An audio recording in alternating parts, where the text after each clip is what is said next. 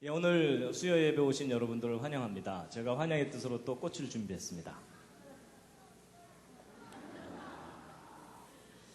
예, 하나님 만드신 꽃이 워낙 많으니까 그리고 참 아름답게 만드셨습니다.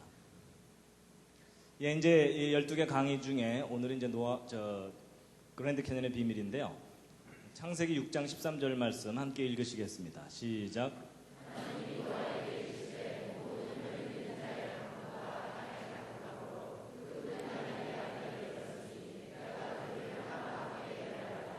예, 하나님께서 이 세상을 심판하셨는데 사람들만 심판한 것이 아니고 땅과 함께 멸하리라 하셨습니다. 그래서 하나님께서 이 땅을 심판하셨던 사건의 그 분명한 증거가 이제 그랜드 캐년입니다. 대홍수의 거대한 기념물이 바로 이 그랜드 캐년인데, 이 그랜드 캐년이 왜 대홍수의 증거물인지를 오늘 이제 자세하게 설명을 드릴 것입니다. 지난번 노아홍수 이야기할 때 그 전 세계가 완전히 물로 뒤덮였을 때 그때 지구를 휩쓸고 도는 물들이 거대한 퇴적 현상을 일으키게 되는데, 이제 그것이 그랜드 캐년도 그 중에 이제 하나다라고 말씀을 드렸었습니다. 이 그랜드 캐년은 이제 미국 아리조나주 북부에 있는 거대한 계곡입니다. 미국 지도하고 우리나라 지도를 비교해 보면 크기가 너무 차이 나죠. 그래서 이 미국을 우리 땅으로 만드는 방법을 생각해냈습니다. 그게 뭐냐면 가능한 한 많이 낳아서 이민을 많이 보내는 겁니다. 그리고 이민 가서도 많이 낳게 하는 겁니다. 그럼 언젠간 이게 우리 땅이 될 거라고 생각이 됩니다. 여러분, 이제 그 노아홍수 때 잠깐 보여드렸던 표입니다. 성경 전체 역사 표인데요. 지금 현재로부터 대략 4,300여 년 전에 전 세계적인 대홍수가 있었고, 홍수 이전 세상을 우리가 잃어버리고 살고 있고, 홍수 이후 역사를 이제 우리가 다시 살고 있는 겁니다. 그래서 우리는 첫 번째 세상을 잃어버리고 살고 있습니다.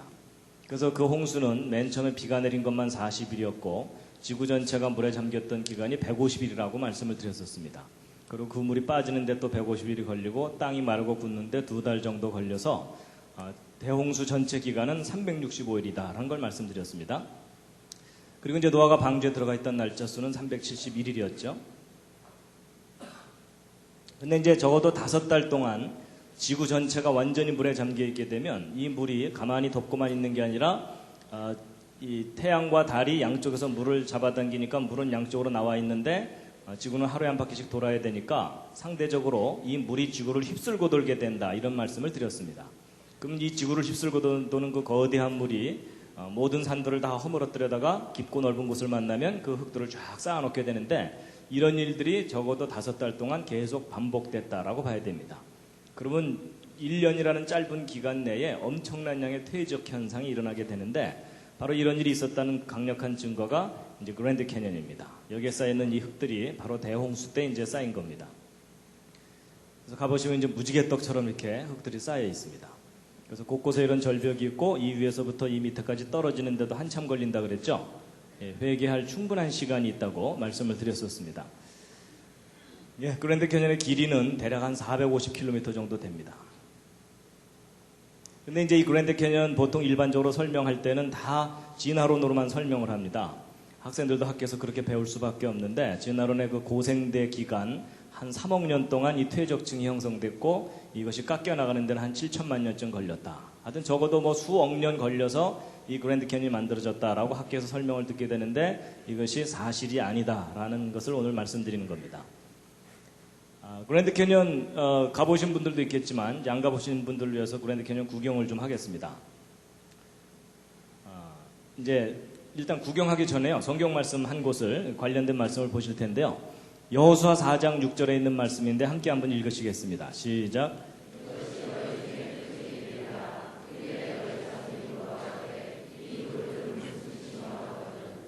이 부분이 이제 어떤 장면이냐면, 이스라엘 민족이 이집트에서 노예 생활을 하다가 이집트를 탈출해서 가나안 땅을 들어가게 됩니다. 근데 이제 곧바로 들어가질 못하고 40년을 광야에서 맴돌다가 이제 이집트를 탈출했던 세대들은 광야에서 다 죽고 이 광야에서 새로 태어난 신세대가 드디어 이제 가나안 땅을 들어가게 됩니다. 그래서 이집트에서 이제 가나안 땅 들어가야 되는데 바로 앞에 놓여 있는 강이 요단강입니다. 이제 그 사이에 지도자가 바뀌어서 여호수아가 지도자가 되어서 이 백성들을 이끌고 요단강을 건너야 되는데, 성경의 기록을 보면 이 요단이 추수할 시기에는 물이 많아져 가지고서 이제 홍수가 난다는 겁니다. 그래서 일반 사람들이 건너가지 못하는데 한두 명도 아니고 적어도 100만 명이 넘는 사람들이 요단강을 건너가야 되는 상황입니다. 근데 이제 하나님께서 그때 기적을 베푸셨죠. 그래서 이 흐르던 요단 강물이 갑자기 뚝 끊기면서 흘러내려오던 물들은 그 위로 쫙 쌓이고, 그리고 그 끊긴 곳에서부터 마른 땅이 드러나가지고 이스라엘 민족이 무사히 그 요단강을 건너갔다, 이런 기록이 나옵니다. 믿으십니까? 예, 표정을 봐서 별로 안 믿으시는 것 같습니다. 예. 근데 이제 제가 이제 그 기적을 말씀드리려는 게 아니고, 온 이스라엘 백성이 마른 땅으로 이제 요단강을 건너갔는데, 건너가고 나서 여호수아 장군이 이제 명령을 내립니다. 백성들에게. 그래서 무슨 명령을 내리냐면, 요단강 바닥에 있던 돌 12개를 꺼내 갖고 나와라. 그래서 바깥에다 이렇게 쌓아놔라. 그리고 바깥에 있는 12돌을 요단강 중앙에다가 옮겨놔라. 그러니까 바꿔치기를 한 거죠. 예, 그 다음에 이제 바깥에 쌓아오는 이 돌들에 대해서 이제 여호수아가 이제 한 말이 이제 바로 여호수아 4장 6절 7절 말씀인데, 다시 한번 읽으시겠습니다. 시작. 이것이 너희 중에 표징이 되리라. 후일에 너희 자손이 물어 가로되 이 돌들은 무슨 뜻이뇨 하거든 그들에게 이르기를 곧 언약궤가 요단을 건널 때에 요단물이 끊어졌으므로 이 돌들이 이스라엘 자손에게 영영한 기념이 되리라 하라. 예, 요약하면 이제 무슨 얘기냐면, 후손들이 이 돌 이거 왜 쌓아놨어요 하고 물어보면 뭐라고 대답하라고요? 그때 우리가 힘이 좀 남았단다 이러면 이게 아니고, 하나님이 기적을 베푸신, 그러니까 하나님이 하신 일에 대한 증거다라고 가르쳐 주라는 얘기입니다. 그렇죠? 근데 제가 이제 오늘 이 말씀을 드리는 이유가, 제가 이 말씀을 패러디를 했습니다. 그래서 이제 다음 말씀은 성경 말씀이 아니고요, 제가 인용한 말씀입니다. 예. 함께 한번 읽으시겠습니다. 시작. 후일에 너희 자손이 물어 가로되 이 큰 계곡은 무슨 뜻이뇨 하거든 뭐라고 대답하셔야 된다고요? 예, 이게 노아 홍수의 증거란다 라고 대답을 해주셔야 된다는 거예요. 근데 문제는 이제 그러고 나서 알아들으면 괜찮은데, 근데 그게 왜 그래요 하고도 따지잖아요. 그렇죠? 근데 그때는 뭐라고 대답하셔야 돼요? 예, 지금 이제 아무것도 모르시죠? 그렇죠? 그래서 오늘 제가 이제 알려드리려는 겁니다. 예, 자세하게 물어볼 때 왜 이게 노아의 홍수의 증거인지에 대해서. 그랜드 캐니언 이제 잠깐 보시겠습니다. 이 계곡이 길게 이렇게 쭉 뻗어 있는데요. 겨울이고요. 가을입니다. 아무래도 한번 가봐야 되겠죠? 예. 가기 전에 한번 둘러보시겠습니다. 어마어마한 계곡이 쫙 펼쳐져 있습니다. 정말 가면 감탄이 나올 수밖에 없는. 그리고 이제 곳곳에 이런 퇴적층들이 쌓여 있고요. 이 그랜드 캐니언은 요 윗부분이 해발 높이가 2,600m입니다. 그러니까 백두산 정도 높이 되는 고원지대입니다. 거기에 이제 깊은 계곡이 푹 파여 있죠. 그리고 이제 이 그랜드 캐니언의 길이는 한 450km 정도 되기 때문에 우리나라 지도하고 비교해 놓으면 남한만한 크기의 계곡입니다. 어마어마합니다. 그래서 이제 보시면 여기 사람 여기 보이십니까? 예. 그리고 절벽이 이렇게 있고 또 요 밑에 계곡 밑으로 내려가는 길이 이렇게 있고요. 예. 그래서 여기서 아무리 소리쳐봤자 저쪽에서 들리지도 않습니다. 예, 멋있죠? 나중에 구경 가셨을 때 기념사진 찍을 장소 미리 알려드리는 겁니다. 근데 여기서 사진 찍을 때 좀 더 뒤로, 좀 더 뒤로 이러시면 안 됩니다.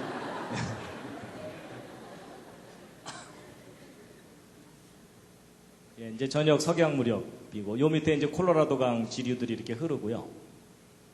예, 참 뭐 신비한 모습들을 보여주는 곳이고요.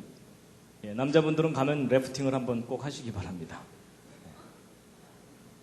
그리고 이제 폭포들도 있고 옛날 요새터도 있고, 예, 그리고 이제 북쪽에는 이 포엘 호수라는 큰 호수가 이렇게 있습니다. 무슨 케이크 조각 같은 이런 퇴적층들도 있고요. 멋있죠? 예, 하여튼 단체로 가시다가 말 안 듣는 분들은 중간에 내려놓고 가시면 됩니다. 근데 여행 다니다 보면 꼭 뭐 약속 시간에 늦게 나오고 이런 분들은 여기다 다 묶어놓고 오면 됩니다.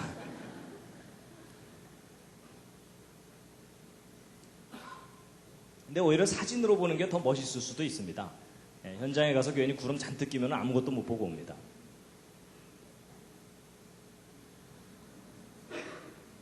참 신기하죠. 근데 여기는 이제 그랜드 캐년이 아니고 이 그랜드 캐년에서 좀 북쪽으로 떨어져 있는 브라이스 캐년이라고 하는 곳입니다. 근데 침식 지형이 아주 기가 막히게 만물상처럼 발달해 있고요. 이런 기둥 하나하나가 꽤 큽니다. 이런 것들이 꽤 커가지고 이런 기둥들 밑으로 지금 여기 사람 말 타고 내려가는 거 보이십니까? 개미떼처럼. 그리고 이건 좀 남성적인 계곡인데 이것은 이제 시온 계곡이라고 자이언 캐년이라고 하는 곳인데 성악 연습하려면 이런 데 가서 해야 되겠죠? 그래서 이제 그랜드 캐년, 자이언 캐년, 브라이스 캐년 이렇게 이제 계곡들이 아주 멋있게 있습니다. 그리고 이제 계곡 아래로 내려가는 길들도 있어가지고요. 이제 보통 이게 걸어서 내려갔다 오기도 하고 돈 좀 있는 분들은 말 타고 내려갔다 오고 돈 좀 더 있는 분들은 비행기 타고 왔다 갔다 하고 그럽니다.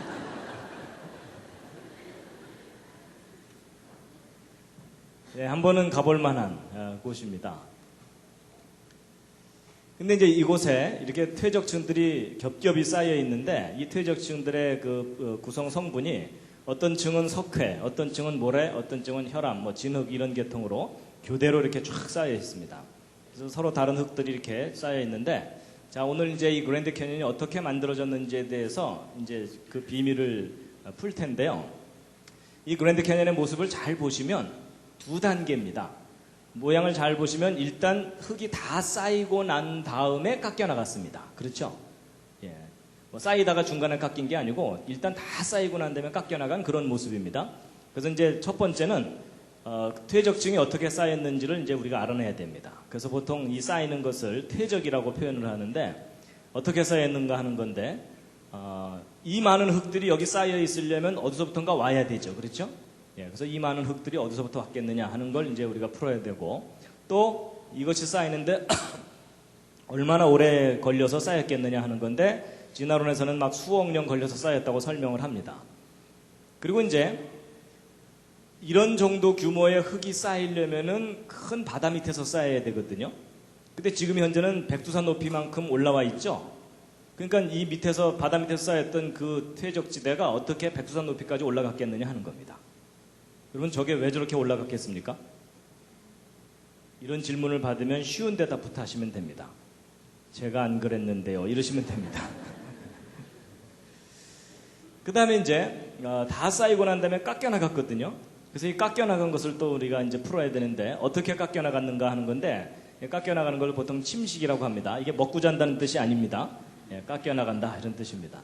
그래서 이제 이 많은 흙들이 깎여 나갔다면 어딘간 쌓여 있어야 되겠죠. 그게 가깝게 쌓여 있는지 멀리 쌓여 있는지 넓게 쌓여 있는지 좁게 쌓여 있는지 이걸 좀 분석을 해보면 이게 어떻게 깎여 나갔는지에 대해서도 알 수가 있고요. 그리고 이제 얼마나 오랫동안 깎여 나갔느냐 정말 진화론에서 얘기하듯이 막 몇 천만 년 걸려서 이게 깎여 나갔느냐 아니면 순식간에 이게 깎여 나갔겠느냐 하는 겁니다. 근데 이제 얘한테는 아무리 물어봐도 얘는 대답을 안 해줍니다.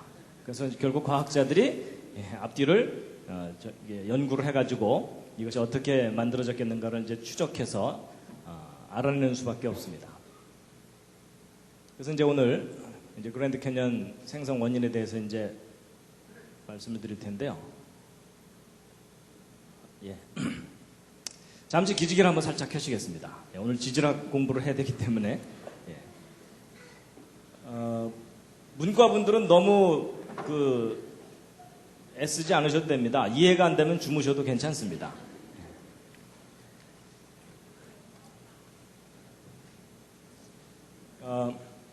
지금 현재 지구상에 있는 이런 수많은 지질학적인 지형물들이 어떻게 만들어졌겠느냐 하는 것에 대해서 크게 두 가지 이론이 있습니다.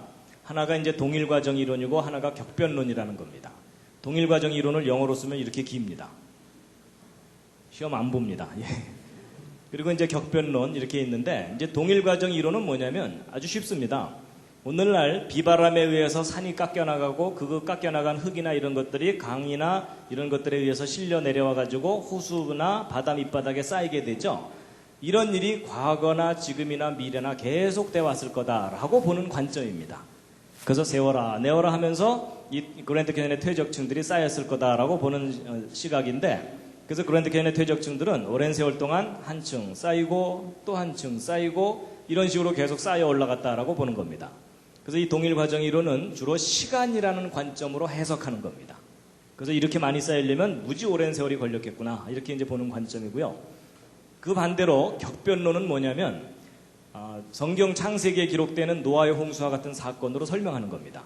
그래서 이 그랜드 캐니언의 이 퇴적층들은 오랜 세월 동안 서서히 쌓인 게 아니라 대홍수 기간 내에 아주 빠르게 쌓인 거다라고 보는 건데, 예를 들어 이 그랜드 캐니언의 퇴적층이 어떻게 쌓였다고 보냐면, 아마 이제 다음 장면이 좀 생소하실 텐데요. 이 그랜드 캐니언 퇴적층이 지구를 휩쓸고 도는 물들에 의해서 순식간에 한 층, 두 층, 세 층 이렇게 쌓였다는 겁니다. 이런 장면은 좀 생소하시죠? 그죠? 예, 그래서 이제 격변론은 사건으로 설명을 하는 겁니다.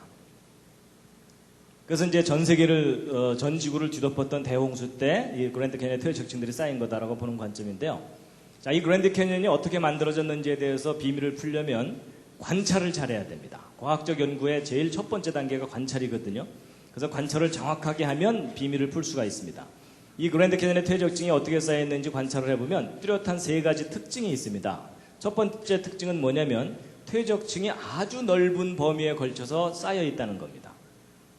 그리고 두 번째 특징은 뭐냐면 퇴적층 사이의 경계면이 아주 뚜렷하다는 겁니다. 그래서 예를 들면 여기 어두운 부분과 밝은 부분의 경계가 아주 뚜렷하죠. 예, 서서히 변해가지 않고 갑자기 변했어요. 색깔이. 그래서 뚜렷한 경계가 특징이고, 또 세 번째 특징은 뭐냐면 퇴적층들이 아주 평평하게 쌓여 있다는 겁니다.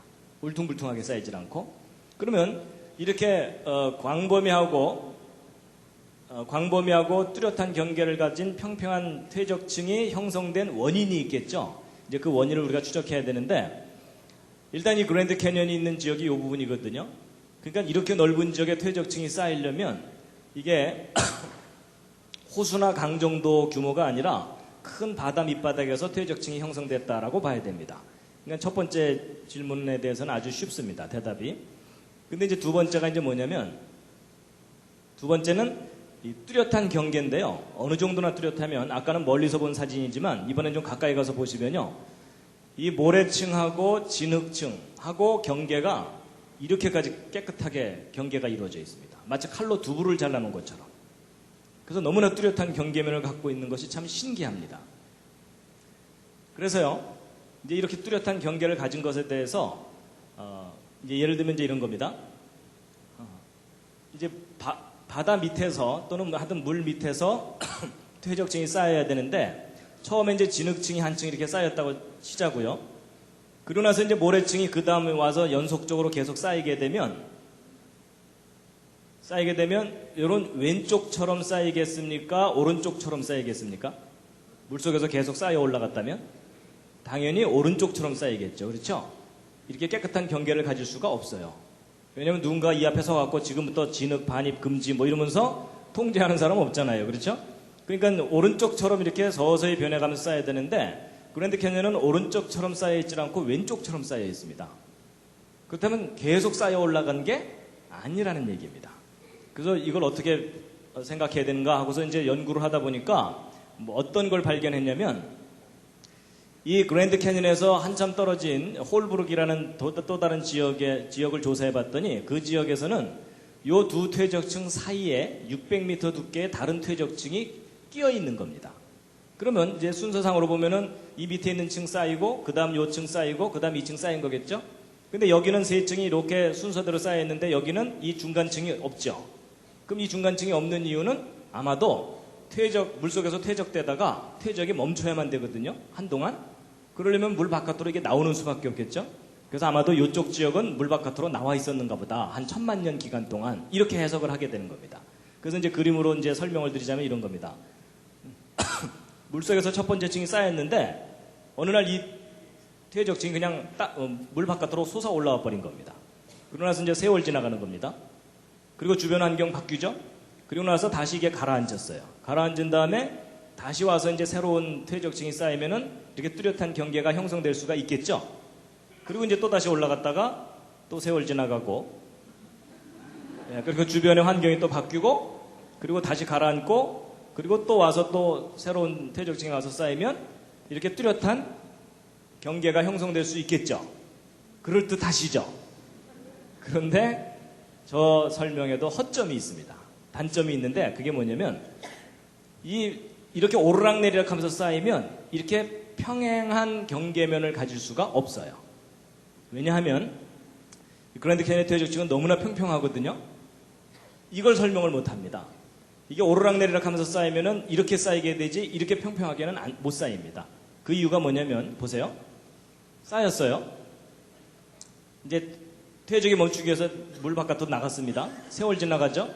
근데 쟤네들은 괜찮아요. 노출되어 있는 동안 얘네들이 문제입니다.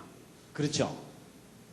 비바람이 치게 되면 그 표면이 반드시 울퉁불퉁해질 수밖에 없게 되겠죠. 계곡이 파이고 그리고 거기 식물도 자라고 그러면은 그 표면이 아무래도 어떤 그 손상이 되게 되는데 이렇게 오르락내리락 하면서 쌓이게 되면은 반드시 층과 층 사이의 경계가 평평해질 수가 없습니다. 맞죠? 그런데 희한하게도 그랜드 캐니언은 너무나 평평하게 쫙 쌓여 있는 거예요. 그러니까 이게 오르락내리락 하면서 쌓였다는 것도 설명이 안 돼요. 여기까지 이해가 되시죠?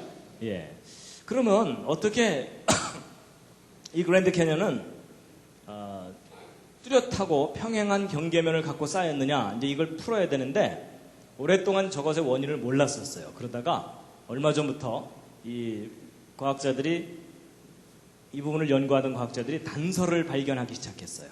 그 첫 번째 단서가 뭐냐면 첫 번째 단서가 물이 흐르면서 퇴적됐다는 단서를 발견한 거예요. 이 퇴적층들이 쌓일 때 물이 흐르면서 쌓인 거라는 거예요. 그 단서가 뭐냐면 이 그랜드 캐니언의 퇴적층 중에 석회암 퇴적층이 있거든요. 레드 라임스톤이라고 하는. 근데 이 석회암 퇴적층 속에서 여러분 그 오징어 중에 갑오징어 있죠. 갑오징어는 속에 뼈 같은 거 들어있잖아요. 그러니까 오징어 뼈 화석 같은 것들이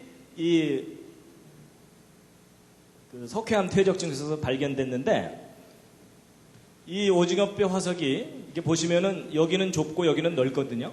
근데 얘네들이 희한하게도 퇴적층 속에서 제멋대로 방향을 갖고 있질 않고 이 왼쪽처럼 비교적 어느 한쪽 방향으로 정렬이 돼서 화석으로 들어있어요. 그럼 쟤네들이 혹시 죽기 전에 반상회를 했을까요? 우리는 죽을 때 항상 머리를 그쪽으로 두는 거야 뭐 이러면서 그럴 리가 없잖아요. 그럼 쟤네들이 저렇게 머리를 한쪽으로 이렇게 두고 한쪽 방향으로 정렬이 돼서 대충 발견된다는 얘기는 뭔가 저렇게 정렬이 되도록 외부에서 힘이 가해진 거잖아요. 그렇죠? 그러니까 사람들이 그때 뭐 돌려놓을 수도 없고 그렇다면 아마도 이렇게 물이 흘렀기 때문에 쟤네들이 방향을 틀은 게 아니냐 이렇게 보는 거예요. 그래서 예를 들면 이제 이렇게 놓여있던 것도 물이 이쪽으로 좀 세게 흐르면 물의 힘 때문에 이렇게 방향이 돌아가게 되죠. 그러면 이 그랜드 캐니언의 퇴적층이 물이 흐르면서 쌓인 퇴적층이구나 라는 것을 알게 됐어요. 자, 그 다음에 이제 그 물이 어느 정도 규모로 흘렀겠느냐 하는 건데 보세요. 어마어마한 규모로 물이 흐른 거예요. 그래서 이 대경류에 의해서 퇴적된 건데 여러분 이것은 그랜드 캐니언의 퇴적층 중에 한 단면인데요. 여기 빨간 옷을 입은 사람 보이시죠? 근데 지금 여기 돌멩이 큰 거 보이시죠? 바위 직경 5m 무게 200톤짜리 바위인데 이 바위가 원래 이 자리에 있던 바위가 아니고 휩쓸려 와서 쌓인 바위예요. 그럼 여러분 이렇게 큰 바위가 휩쓸려 올 정도면 어느 정도 물이 흘렀어야 되는지 짐작해 가시죠. 그래서 이게 이제 그랜드 캐니언의 제일 아랫부분 퇴적층 속에서 발견된 건데요. 이런 것들이 집채만한 돌이에요. 자 보세요.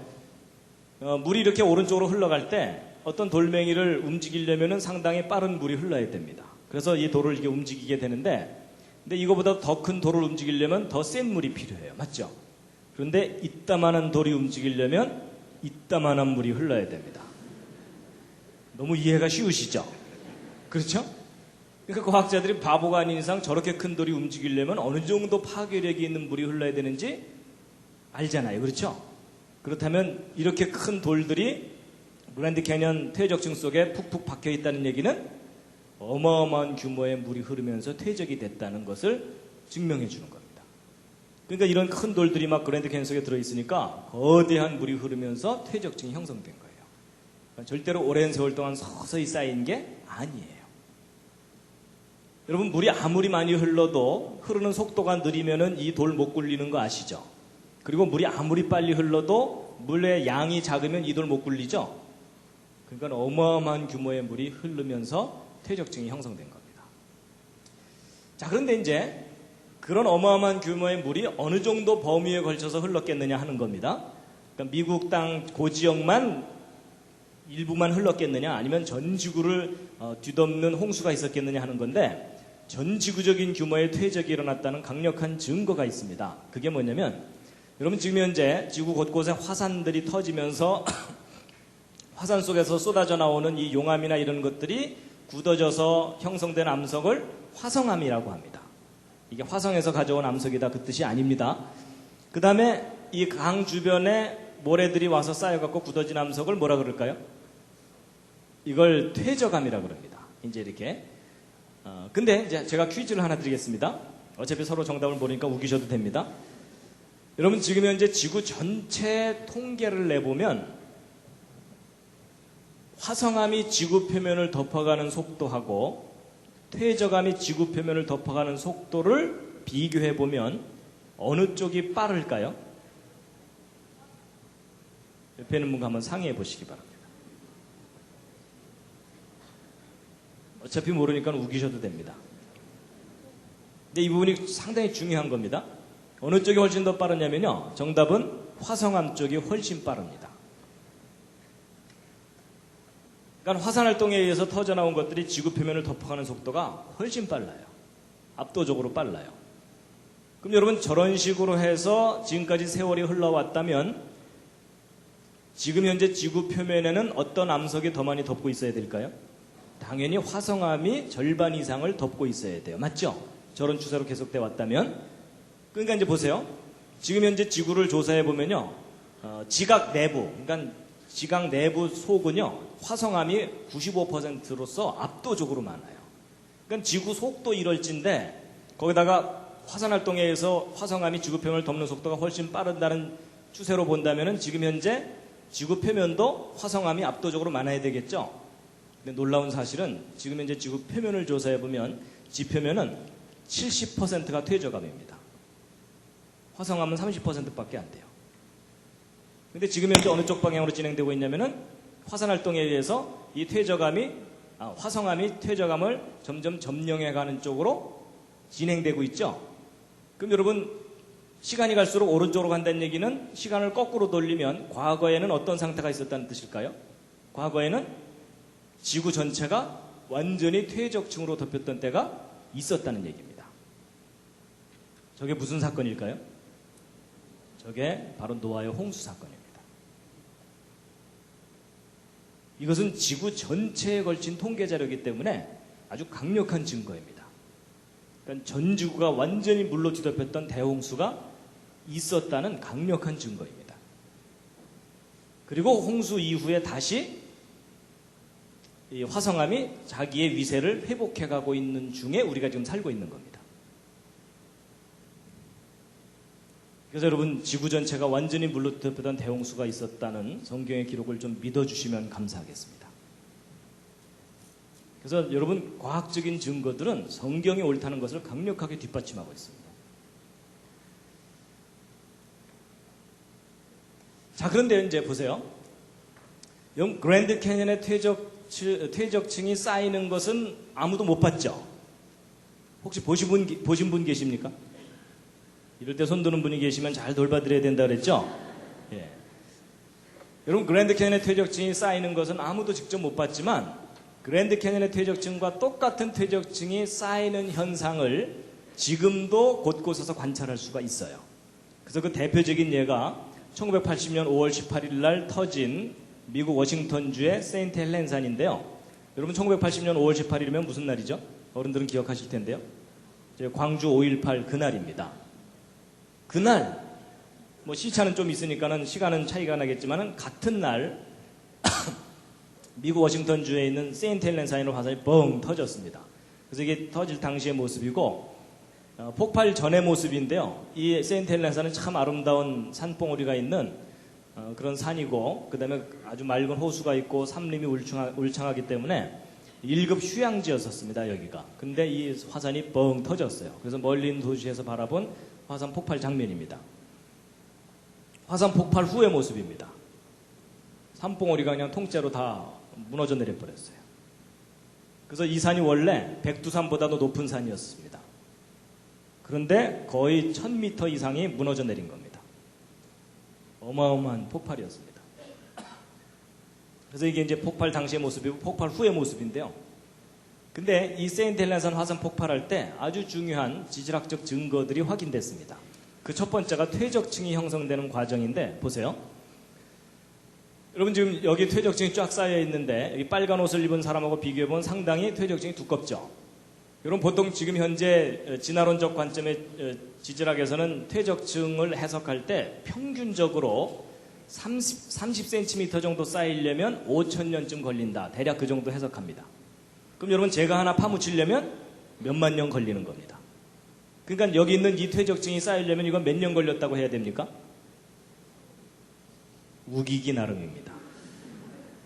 일단 기본적으로 몇십만 년은 될 거고, 그 다음에 B층과 C층 사이가 색깔이 전혀 다르죠. 그러니까 이 B층 사이고 이 중간에 얼마만큼 세월이 지났는지는 또 우기기 나름이에요. 그렇죠? 그러니까 적어도 수십만 년에서 수백만 년, 수천만 년 지났다고 해도 될 정도로 퇴적층이 꽤 쌓였죠? 근데 여러분, 봤기에 망정이지. 이거 안 봤다면 수십만 년이거든요. 근데 이 퇴적층 쌓이는 걸 실제 봤어요.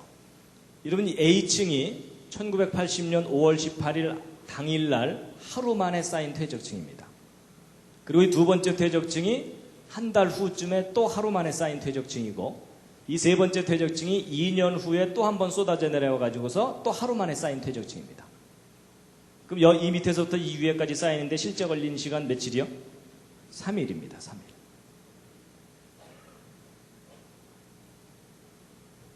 여러분, 대개 그 뭐 보고 온 사람하고 안 보고 온 사람하고 둘이 싸우면 누가 이깁니까?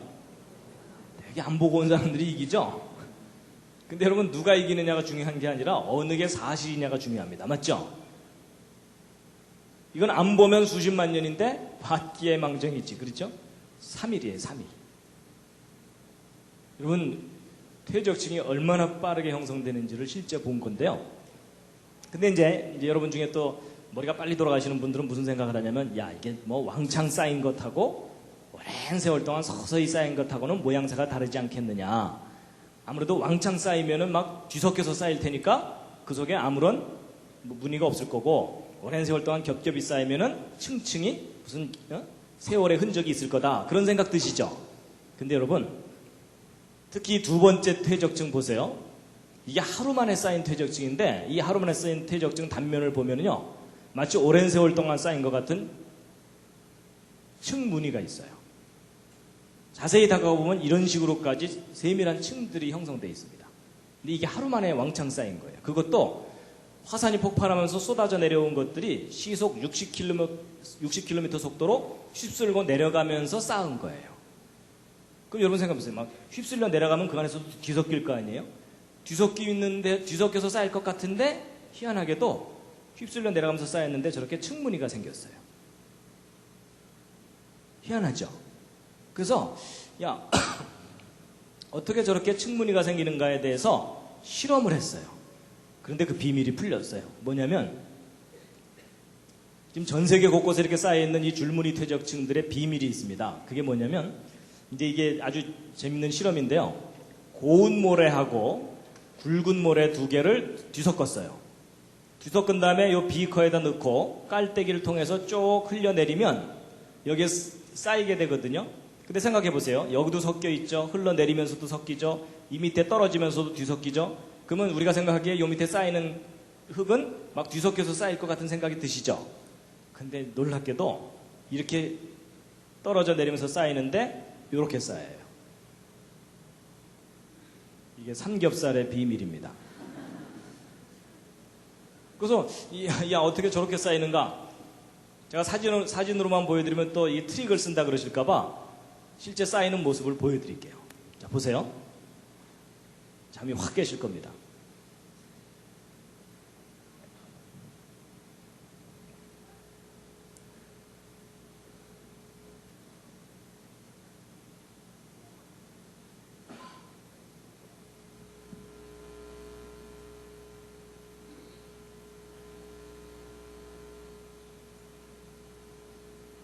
신기하죠? 여러분 이게 원리가 뭐냐면요. 이 검은색이 굵은 모래라 그랬죠? 굵은 모래가 어느 정도 쌓이다 보면 쭉 미끄러져 내려요. 가는 모래는 남고. 그래서 이게 층이 생겨요. 근데 바로 저런 원리가 뒤섞인 흙들이 쌓일 때 움직이면서 쌓이면 저렇게 층무늬가 생기게 돼 있어요.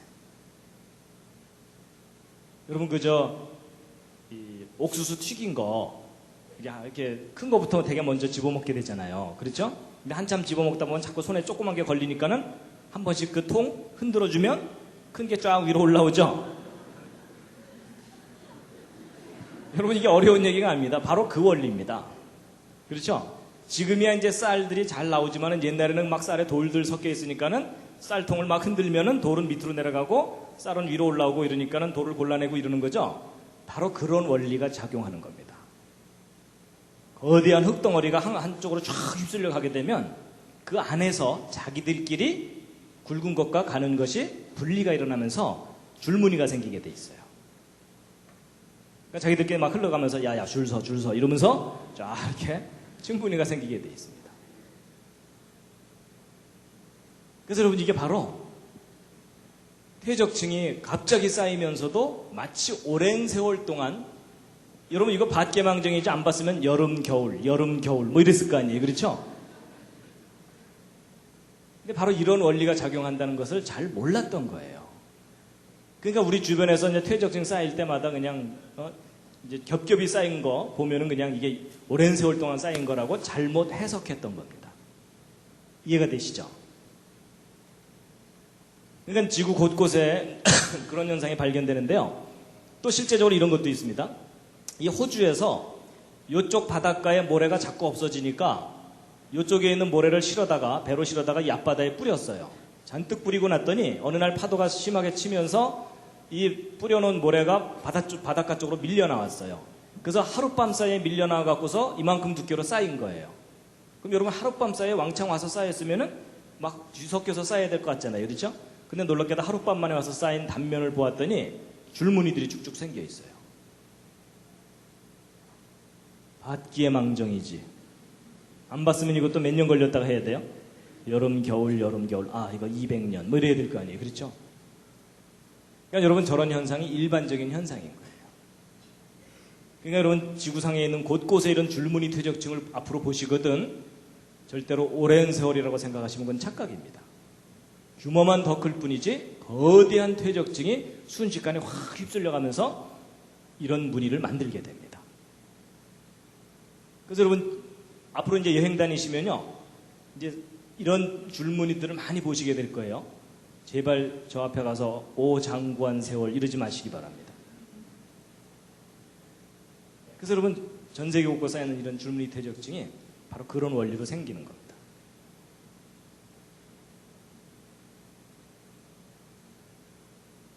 자, 잠시 기지개 한번 쫙 켜시고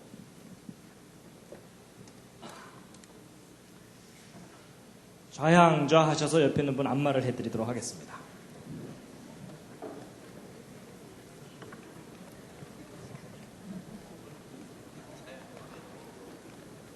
늘 그렇듯이 옆에 앉은 분이 오케이 할 때까지입니다.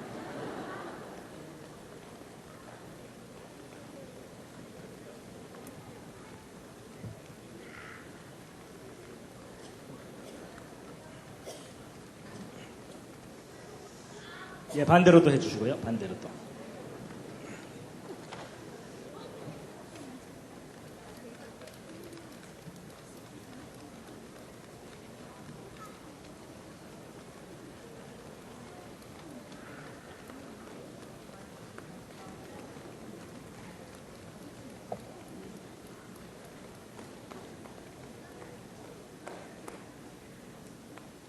예.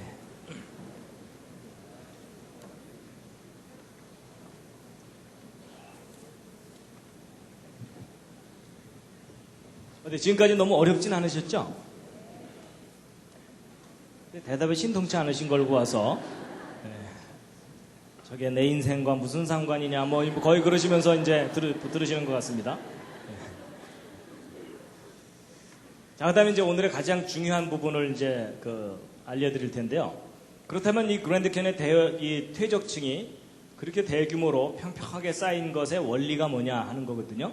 어떻게 대홍수 기간 동안에 단기간 내에 그렇게 많은 퇴적층이 순식간에 이렇게 쫙 쌓여 올라갈 수 있겠느냐 하는 건데 그 원리를 알게 됐어요. 바로 이제 이 콜로라도 대학의 이분 피에르 줄리앙이라는 이분이 이제 퇴적층이 어떻게 만들어지는지 연구하는 분 중에 한 분인데 이제 거기 가면 이렇게 퇴적층이 형성되는 것을 모델 실험을 할 수 있는 장치들이 이렇게 있습니다. 그래서 이제 퇴적 실험을 했는데요. 원리가 이런 겁니다. 이분이 제일 중요합니다. 대홍수 때 어떻게 퇴적층이 그랜드 캐니언의 퇴적층이 어떻게 형성됐겠느냐 하는 건데 여러분 이제 대홍수가 일어나면 막 산들이 허물어지고 그런 것들이 이제 지구를 빙빙 도는 물들에 의해서 이렇게 휩쓸려 가게 되거든요. 그럼 이게 흙탕물이 이렇게 휩쓸려 가게 되면 이 밑바닥에는 퇴적층이 일정한 두께로 쫙 쌓여가게 되어 있습니다. 그래서 퇴적층이 어떤 모양으로 가냐면 이런 식으로 갑니다. 이런 식으로 한 층, 또 한 층 이렇게 쌓이는 거예요. 근데 이렇게 쌓이는 원리가 뭐냐면요. 잘 보세요. 물이 이렇게 흘러가는데 여기보다는 여기가 좀 더 깊죠. 좀 더 깊으면 좀 더 느리게 흐르게 되죠.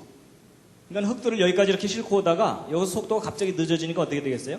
이 앞에다가 흙들을 쌓아놓게 됩니다. 그러니까 흙은 계속 실려와서 이 앞에 쌓이니까 그 퇴적층이 옆으로 저렇게 쭉쭉 자라게 돼 있습니다. 바로 저런 원리로 전 지구를 휩쓸고 도는 물들이 지구를 빙빙 돌면서 한 층, 또 한 층, 또 한 층 이렇게 퇴적층을 쌓아놓게 됩니다. 그러면 이런 식으로 쌓이게 되면 층과 층 사이의 경계가 뚜렷하게 되죠. 그리고 평평하게 쌓이게 됩니다. 그럼 아까 그랜드 캐니언에서 대해서 풀지 못했던 것을 다 풀 수 있는 바로 그런 설명입니다. 근데 이제 제가 이렇게만 설명드리면 이제 우긴다 그러실까봐 실제로 저렇게 쌓이는 장면을 보여드리겠습니다. 잘 보세요. 이제 모의 실험을 한 건데요. 오른쪽으로 흘러가게 되는데 여기 잘 보시면 퇴적층이 오른쪽으로 점점점 이동하고 있죠. 일정 두께의 퇴적층이. 그렇죠? 그럼 이 물이 하루 종일 흐르게 되면은 이 퇴적층은 하루 종일 앞으로 갑니다. 그럼 일정 두께의 퇴적층이 뭐 몇 킬로미터, 몇십 킬로미터도 쫙 쌓이게 돼요. 신기하죠? 저럴 줄 모르셨죠? 대홍수가 일어나면 저런 현상이 반드시 나타납니다.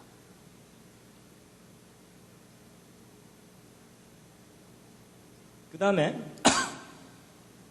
이런 퇴적층이 생기기 시작하는 장면을 보실 텐데 여기 이제 흙들을 막 위로 올려보내는 겁니다. 그럼 이제 오른쪽으로 이렇게 이제 흘러가게 됩니다. 그러면은 그 밑바닥에서 어떤 일이 벌어지냐면 새로운 퇴적층이 하나 딱 생겨요. 생기면은 그 퇴적층이 옆으로 쫙 자라나기 시작합니다. 그럼 이 물이 계속 흐르는 이 한 층은 옆으로 계속 가게 돼 있어요. 이렇게 한 층 한 층 쌓이는 겁니다. 그래서 실제로 이제 대홍수가 일어났을 때 물 밑에서는 이제 어떤 일이 벌어지는지에 대해서 이제 보시면요. 오른쪽으로 이제 물이 흘러가는 겁니다. 흘러가게 되면 여기는 좀 쌓이고 여기는 막 깎아냅니다. 이제 산들을 허물어뜨리는 거죠. 이런 깎은 흙들을 또 싣고 가다가 또 여기는 쌓아놓고 그리고 또 이제 한동안 이 평평하면은 계속 싣고만 갑니다. 물이 흐르는 속도가 있으니까. 그래서 쭉 싣고 가다가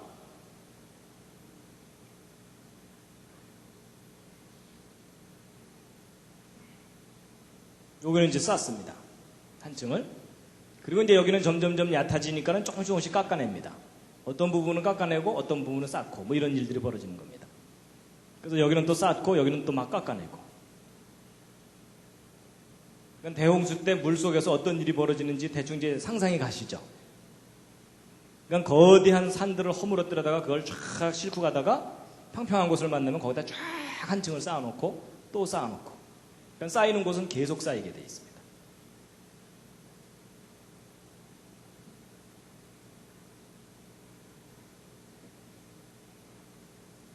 그래서 이제 이런 식으로 퇴적층이 형성되는 겁니다.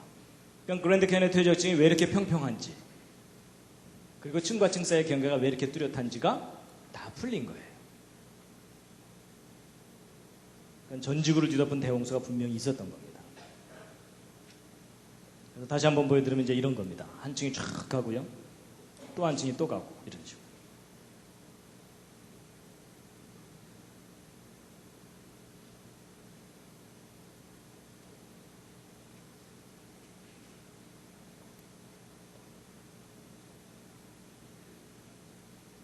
이제 설명을 듣고 나니까는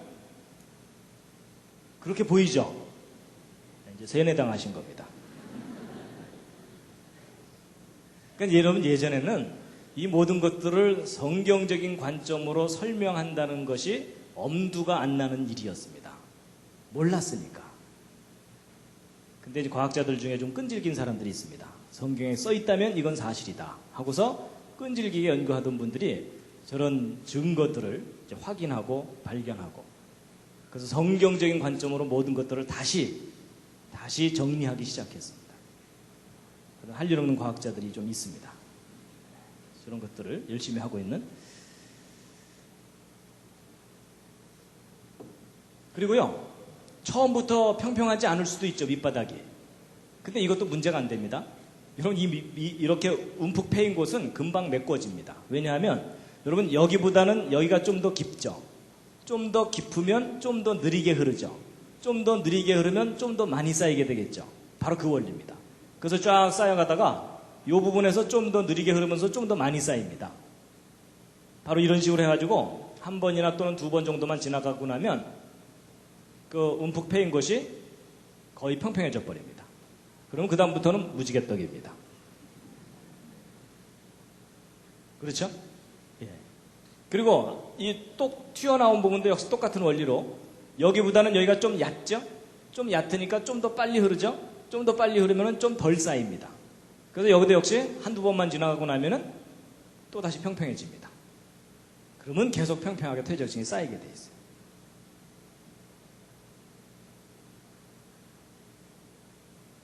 백문이 불여일견이죠. 여러분 제가 이거를 이렇게 그림으로 설명드리지 않고 말로만 하면요, 여러분 20분만 지나면 다 혼수 상태입니다. 그렇죠?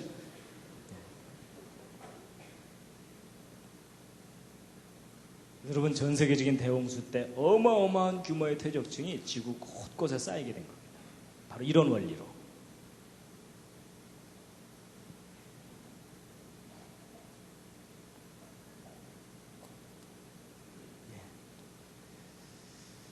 그 다음에 이제 가장 중요한 메인 테마는 말씀을 드린 거고요. 이제 제일 중요한 주제는 말씀드렸고, 지금부터 이제 보너스인데요.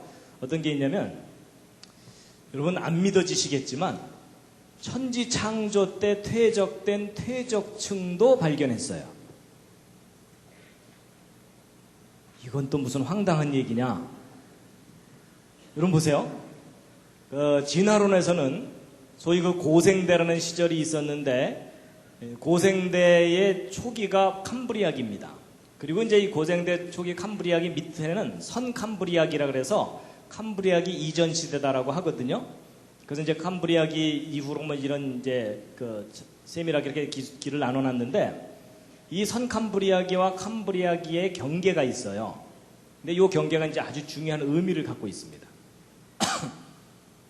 이 고생대와 선캄브리아 사이에는요, 이 부정합이라 그래서 이 밑에 퇴적층하고 위에 퇴적층은 전혀 다른 이렇게 매끈한 경계면을 갖고 있질 않아요. 뚝 끊겼어요, 중간이. 근데 이제 진화론에서는 이 고생대 때부터 화석들이 발견되거든요. 고생대 이전 퇴적층 속에서는 화석이 발견되질 않습니다. 그래서 캄브리아기 이 밑에 퇴적층에서는 이제 화석이 발견되지 않는데, 이 그랜드 캐년도 역시 이 고생대 퇴적층과 선캄브리아기 암석들이 있거든요. 그런데 바로 이 선캄브리아기 암석 중에 이 퇴적층들이 있는데, 그 퇴적층이 천지 창조 때 퇴적된 퇴적층이라고 해석이 되고 있습니다.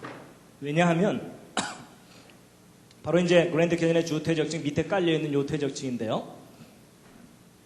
창세기 1장을 읽어보면 하나님께서 6일 동안 천지 창조하셨다고 돼 있죠. 근데 지난번 노아홍수 이야기할 때 제가 궁창 위의 물과 궁창 아래의 물에 대해서는 비교적 좀 설명을 드렸었습니다. 그렇죠? 근데 창조 셋째 날 하신 일이 뭐냐면 성경 창세기를 보면은 맨 처음에 지구가 완전히 물로 덮여 있었거든요. 그런데 물로 덮여 있던 지구가 물 바깥으로 이제 육지가 대륙이 솟아 올라온 겁니다. 그러면 지구를 덮고 있던 물이 바다 쪽으로 물러가면서 대륙이 솟아 올라오게 되겠죠. 그럼 거대한 물이 대륙을 덮고 있다가 바다 쪽으로 밀려가게 되면은 그냥 밀려가지 않고 이 대륙에 있는 흙들을 많이 실어서 바다 밑에 쌓아놓게 되겠죠. 그러면 천지창조 셋째 날 땅이 드러날 때 퇴적층이 형성되게 되어 있습니다. 맞죠? 물론 이제 하나님께서 다 퍼올리실 수도 있지만 특별히 그렇게 하지 않는 이상은 퇴적층이 형성되게 되어 있습니다. 그러다가 이제 셋째 날 퇴적층이 형성되고 나서 그 이후로 이제 안정되게 있다가 대홍수 때 전 지구에 또 퇴적층이 형성되게 되겠죠. 자, 그럼 이제 퀴즈를 하나 푸셔야 됩니다. 뭐냐면 대홍수 때 퇴적되는 퇴적층과 창조 셋째 날 형성되는 퇴적층 사이에는 큰 차이가 하나 있습니다. 무슨 차이가 있을까요? 옆에 있는 분과 한번 상의해 보시기 바랍니다. 이 창조된 순서를 잘 보시면 거기에 힌트가 있습니다. 어디에는 뭐가 있고 어디에는 뭐가 없습니다. 뭘까요? 화석이요, 화석. 왜냐하면 창조 순서를 잘 보시면 식물이 창조된 것이 셋째 날이기는 한데 그것도 땅이 솟아올라오고 난 다음에 창조되거든요. 그렇죠? 그러니까 이때 퇴적층이 형성될 때는 생명체가 있습니까? 없습니까? 없어요. 그렇죠? 그러니까 이때 형성되는 퇴적층 속에는 화석이 들어있을 리가 없습니다. 근데 대홍수 때 퇴적된 퇴적층 속에는 화석이 잔뜩 들어있겠죠? 근데 참 신기한 게 뭐냐면 이 그랜드 캐니언 퇴적층 중에 고생대 퇴적층이라고 소위 진화론에서 분류하는 퇴적층 속에는 화석들이 잔뜩 발견되거든요. 근데 그 바로 밑에 있는 이 퇴적층 속에서는 화석이 하나도 발견되지 않습니다. 그래서 이 진화론을 주장하는 학자들한테는 저게 미스테리예요. 왜냐하면 여기서는 화석이 하나도 없다가 요 바로 위에 퇴적층에서 화석들이 다다다다닥 하고 와그락을 발견되거든요. 그래서 진화론을 연구하는 사람들한테는 야, 진화가 안 일어나다가 여기서부터 갑자기 진화가 일어났구나. 그래가지고 저걸 갖다가 캄브리아의 대폭발 이론, 폭발적으로 진화가 일어났다. 이렇게 설명을 하는 겁니다. 잘 돌봐줘야 되겠죠?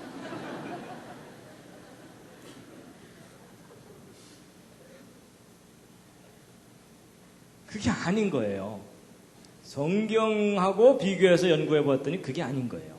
바로 이 밑에가 천지창조 때 형성된 퇴적층이고 그 윗부분이 바로 대홍수 때 형성된 퇴적층이다라는 것을 알게 된 거예요.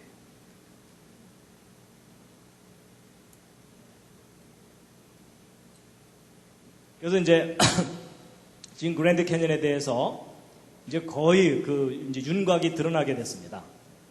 그동안 이제 미국 지질학, 미국 창조론, 미국 창조과학회에서 이 그랜드 캐니언을 집중적으로 지질학적 관점으로 연구를 했는데 그 결과 이제 대략 어떻게 보고 있냐면 이 그랜드 캐니언의 주 퇴적층이 홍수 전반부, 그러니까 150일 동안 지구 전체가 완전히 물에 잠겨 있을 때 형성된 퇴적층이라고 보고 있고 그 밑에 깔려있는 퇴적층이 바로 이제 천지창조 때 퇴적된 퇴적층이 홍수 초기에 왕창 깎이고 그 후에 다시 이제 퇴적층이 쌓인 거라고 보고 있고요.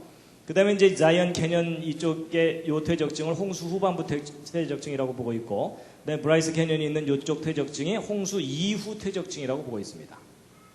그래서 이 그랜드 캐년을 포함하는 이 지역은 홍수 이후까지도 계속 바다 밑에 잠겨서 계속 퇴적이 일어났던 곳이라고 보고 있고요. 그 다음에 이제 지금 현재 미국 대륙이 솟아 올라왔잖아요. 그럼 물속에 들어있던 대륙이 솟아 올라오려면 물이 점점점 얕아지면서 그 위를 흐르는 물의 속도가 빨라지죠. 그러면 거기에 쌓였던 퇴적층이 솟아 올라오는 도중에 많이 깎여나가게 되겠죠. 그래서 요 부분이 이게 미국 대륙이 솟아 올라올 때 깎여나갔던 것이라고 보고 있습니다. 그럼 이제 그랜드 캐니언의 이 계곡은 그럼 그때 솟아 올라올 때 깎인 거냐? 아닙니다. 이 그랜드 캐니언의 계곡은 홍수 이후에 깎인 거라고 보고 있습니다. 대륙이 다 솟아 올라오고 난 다음에. 그래서 그건 좀 이따 이제 말씀드릴 거고요. 그래서 이제 여러분이 그랜드 캐니언 관광을 가시게 되면 일반 관광을 가면 그런 설명 못 듣게 되고요. 이 창조과학 탐사 여행을 이제 가시면은 창조 때 형성된 퇴적층을 보시게 됩니다. 거의 표정이 잘 안 믿어지는 표정들이십니다. 그래서 여러분 놀랍게도 이 그랜드 캐년이 성경에 대한 너무나 강력한 증거물입니다. 자, 그 다음에 이제 지금까지 쭉 설명드린 내용이 그랜드 캐년의 퇴적층이 형성되는 과정에 대해서 설명드린 겁니다. 이제 지금부터는 이제 계곡이 어떻게 깎여 나갔느냐 하는 겁니다. 어떻게 깎여 나갔다고요? 아까 제가 쉬운 답 말씀드렸잖아요. 제가 안 그랬는데요. 이러시면 이제 됩니다. 자, 근데 이 계곡이 형성된 것은 얼마나 오래 깎였는가, 또 어디로 갔는가, 또 어떻게 깎였는가 하는 건데요. 이 계곡이 깎여 나간 것에도 단서가 있습니다. 잘 보시면요. 거의 수직으로 깎여 나갔죠. 이게 단서예요. 왜냐하면 여러분 이 그랜드 캐년의 퇴적층 중에는 좀 단단한 부분도 있고 연한 부분도 있거든요. 그럼 만약에 이 콜로라도 강이 오랜 세월 동안 이것을 깎아낸 거라면 단단한 데는 덜 깎이고 연한 부분은 많이 깎이겠죠. 그럼 사실 이 깎여 나가는 단면은 이렇게 울퉁불퉁해야 됩니다. 그렇죠. 근데 이 그랜드 캐년의 이 계곡은요 거의 수직으로 쫙 깎여 나갔어요. 수직으로. 그렇다는 얘기는 오랜 세월 동안 서서히 깎여 나간 게 아니라는 얘기입니다. 그래가지고 도대체 이 그랜드 캐년이 어떻게 깎여 나갔는가에 대해서 여러 각도로 조사를 해본 결과 아주 놀라운 단서가 뭐냐면 이겁니다. 이 부분이 이제 그랜드 캐년 지역이거든요. 근데 그 상류 쪽에 뭔가 흔적이 있는데 무슨 흔적이 있냐면 거대한 호수가 있었던 흔적이 있어요. 그래서 이걸 좀 자세히 보시면 여기가 이제 그랜드 캐년 지역입니다. 근데 여기 잘 보시면요. 이 부분에 좀 거뭇거뭇한 부분 있죠. 그리고 요즘 희끗희끗하게 이렇게 보이는 게 이게 뭐냐면요. 지대가 높아서 눈이 덜 녹은 지역입니다. 그러니까 이 부분이 고원지대라고 보시면 돼요. 다른 지역보다는 높은 지대예요. 근데 높은 지대가 이렇게 연결되어 있었는데 이상하게 계곡이 그 허리를 가르고 지나갔죠.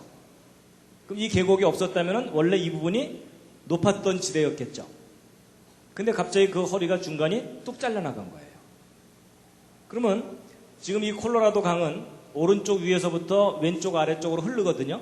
근데 이 물이 이렇게 흘러야 되는데 여기가 가로막혀 있다면 이 위쪽에 뭐가 형성됐겠습니까? 거대한 호수가 형성되게 되어 있습니다. 그러니까 과거에 이렇게 큰 호수가 있다가 이 호수가 지금은 없어졌죠. 이 호수물이 어느 날 뻥 터지면서 아래쪽으로 갑자기 다 쏟아져 내버린 겁니다. 댐 터지듯이.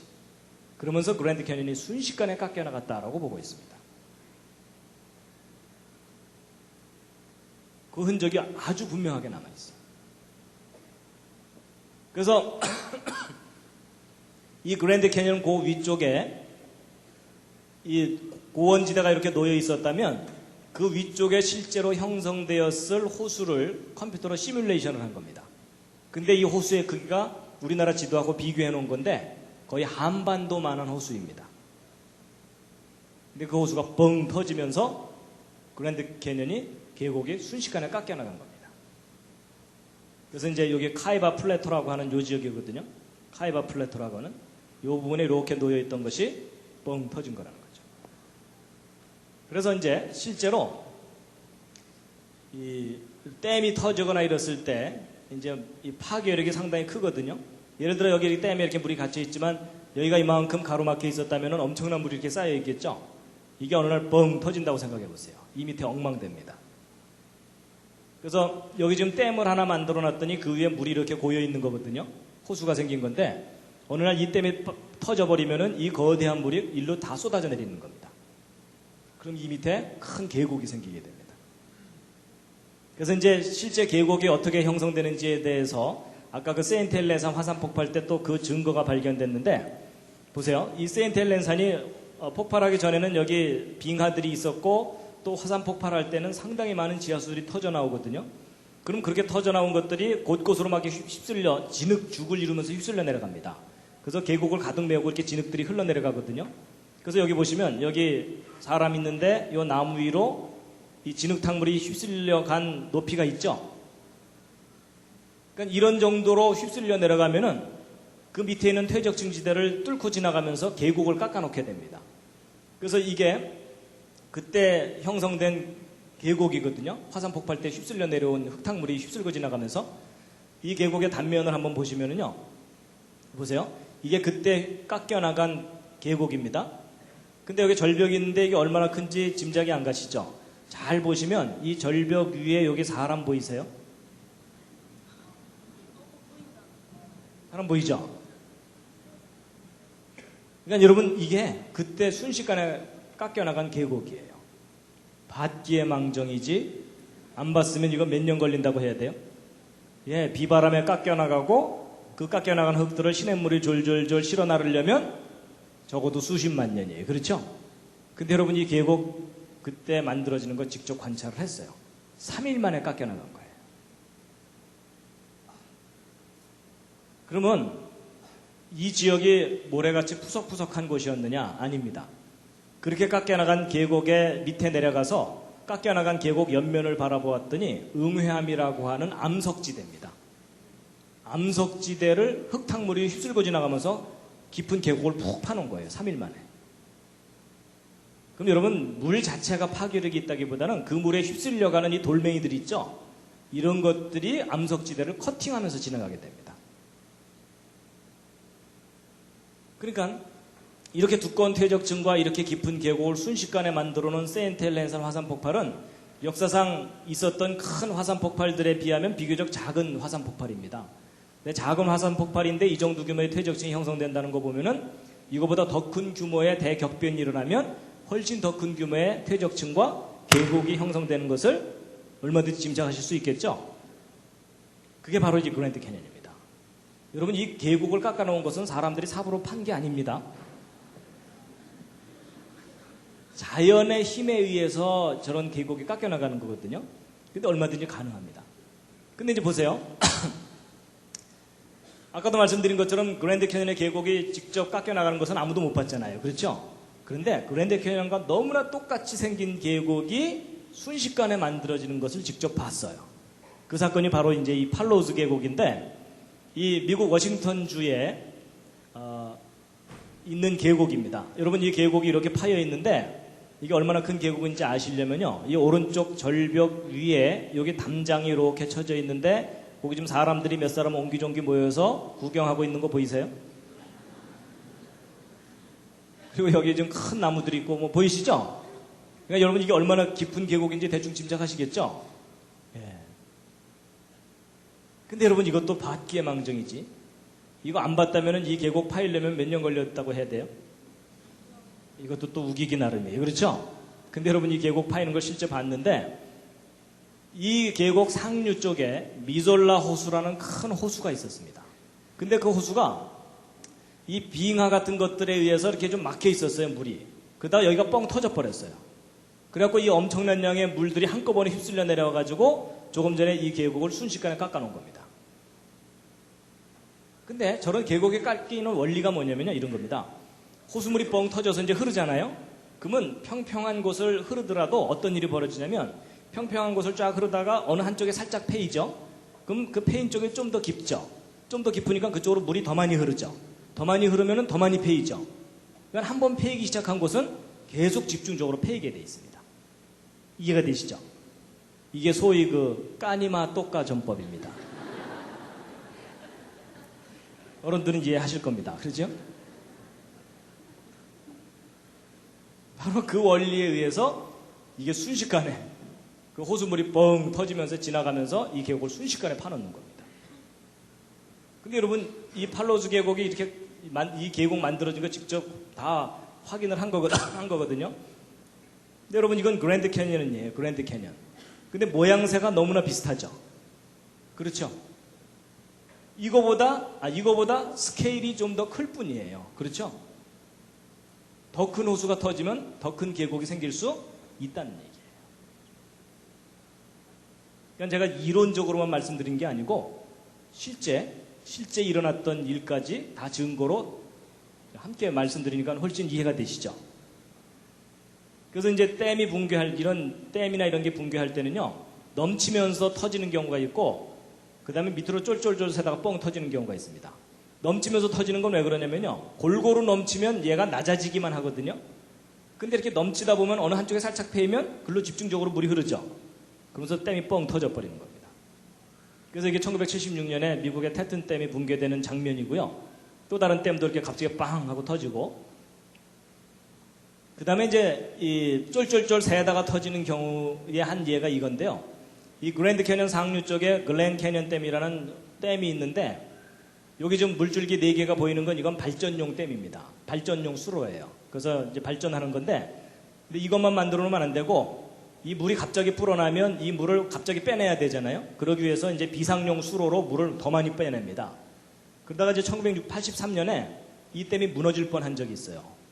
물이 불어나가지고 비상용 수로를 열었거든요. 근데 열자마자 출구 부분이 무너진 거예요, 이게. 그래서 저 수문을 조금만 늦게 닫았으면 저 댐 무너지는 거였어요. 그럼 보통 공학자들이 이런 거 설계할 때 최대 압력의 3배를 견딜 정도로 설계해서 만들거든요, 대개는. 그렇게 튼튼하게 만든 수로가 저렇게 무너져 버리는 거예요. 그러니까 물의 파괴력이 얼마나 큰지 알 수 있습니다.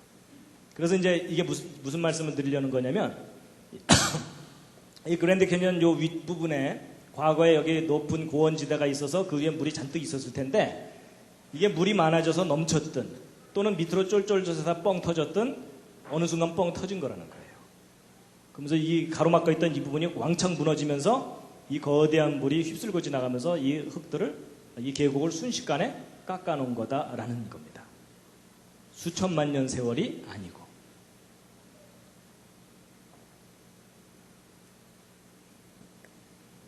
그래서요, 또 하나의 증거가 뭐냐면요, 오랜 세월 동안 서서히 깎여나갔다면은 이 콜로라도 강이 이 흙들을 싣고 갈 수 있는 능력에는 한계가 있기 때문에 오랜 세월 동안 서서히 깎였다면은 그 흙들이 여기 언저리에 많이 쌓여 있어야 되거든요. 근데 희한하게도 이 그랜드 캐니언에서 깎여나간 흙들은요, 이 콜로라도 강 유역에서는 거의 발견되질 않아요. 엄청난 양의 흙이 깎여나갔는데도. 무슨 얘기냐면 이 위에 있는 호수가 뻥 터지면서 태평양까지 그대로 직행으로 그냥 싣고 가버린 거예요. 엄청난 흙탕물을 지르면서. 그래서 여러분, 이 그랜드 캐니언이 과거에 거대한 호수가 뻥 터지면서 거대한 물이 이쪽으로 휩쓸고 지나가면서 계곡을 깎아놓은 거다라고 제가 지금 우기고 있는 겁니다.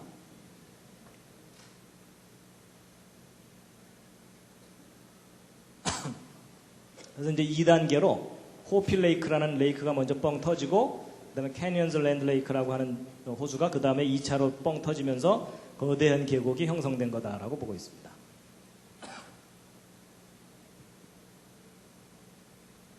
그리고 이제 여기도 보세요. 이거 기념비 계곡인데, 여러분 이런 게 남아있다는 얘기는 여기가 원래 흙으로 가득 메꿔져 있었다는 뜻이겠죠? 근데 이 부분이 지금 흙이 없어졌죠?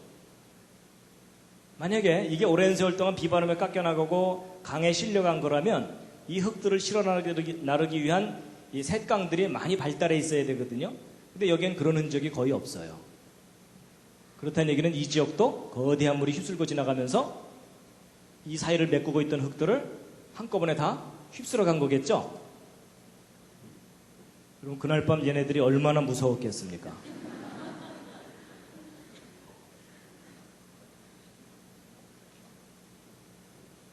그래서 이게 다 대격변의 증거물들입니다.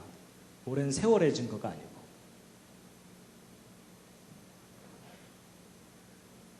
그래서 지구상 곳곳에는요, 대격변이 있었다는 그 흔적들이 곳곳에 이렇게 남아 있습니다. 자, 다시 한번 읽으시겠습니다. 시작. 후일에 너희 자손이 물어 가로되 이 큰 계곡은 무슨 뜻이뇨 하거든 뭐라고 대답하셔야 된다고요?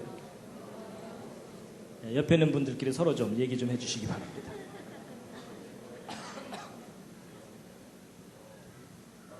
이야, 그때 내가 졸았단다 이러시면 안 된다는 겁니다.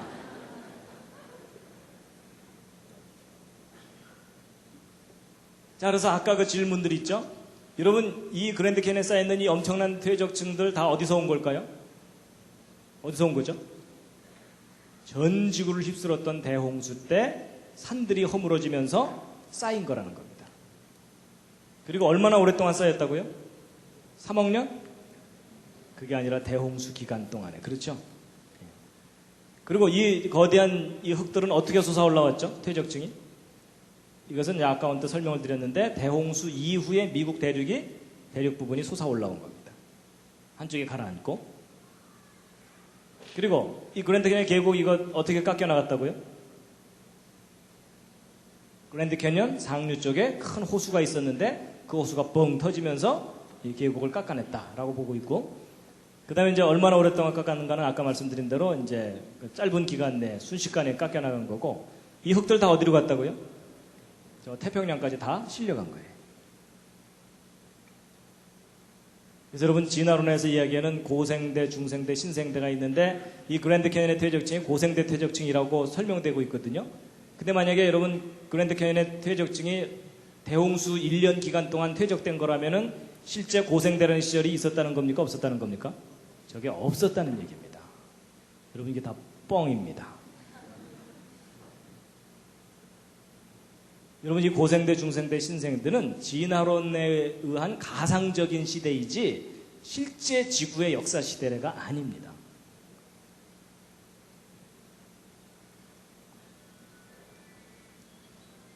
예, 베드로서 3장에 말씀이 있는데 함께 읽으시겠습니다. 시작. 이로 말미암아 그때 세상은 물의 넘침으로 멸망하였으되 이제 하늘과 땅은 그 동일한 말씀으로 불사르기 위하여 간수하신 바 되어 경건치 아니한 사람들의 심판과 멸망의 날까지 보존하여 두신 것이니라. 여러분 하나님께서 물로 심판하셨었는데 이제 마지막 심판은 불의 심판이라고 말씀하십니다. 근데 여러분 이 대홍수 사건이 실제 역사 속에 있었다면 마지막 불의 심판도 우리가 역사적으로 겪게 됩니다. 예, 그 대심판을 겪은 곳인데도 참 멋있습니다. 그렇죠? 예. 여러분 이것은 그랜드 캐년 계곡에 피어있는 꽃들입니다. 하나님이 이 세상을 심판하셨었지만 여전히 하나님의 창조의 아름다움이 곳곳에 남아 있습니다. 마지막 꽃다발입니다.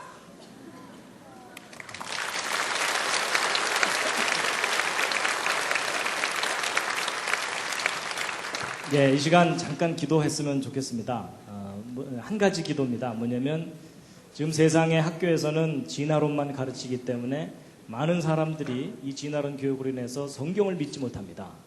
여러분 이 진화론 교과서를 바꾸어 주십사고 하나님께 함께 기도했으면 좋겠습니다.